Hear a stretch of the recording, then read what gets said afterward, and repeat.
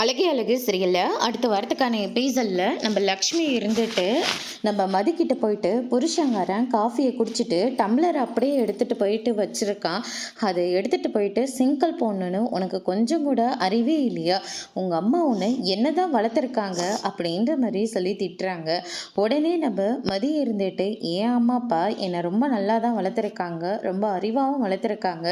நீங்கள் தான் உங்கள் பிள்ளைய சரியாக வளர்க்கலை, அது காஃபியை குடிச்சாரில்ல எடுத்துகிட்டு போய் சிங்கில் வச்சா அவருக்கு என்ன பிரச்சனை அப்படின்னு சொல்லிட்டு நம்ம மதி சொல்லிக்கிட்டு இருக்காங்க. அப்படின்னா எனக்கு புள்ள வளர்க்க தெரியலன்னு நீ சொல்றியாடி, இரு இப்போ எல்லாம் வரட்டும் நான் சொல்கிறேன் அப்படின்னு சொல்லிட்டு லக்ஷ்மி இருந்துட்டு ஒப்பாரி வச்சிட்ருக்காங்க. அதுக்கடுத்து தான் சுரேஷும் டியூட்டியிலேருந்து வந்துடுறாங்க.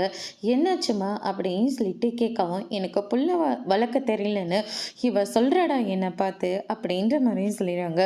எதுக்காக நீ என் அம்மாவை இப்படியெல்லாம் பேசின? உங்கள் அம்மா என்ன பேசினாங்க, அதனால் நான் பேசினதில் என்ன தப்பு இருக்குது பார், எப்படி கூட கூட பேசுகிறான்னு அப்படின்ற மாதிரியே சொல்லிடுறாங்க.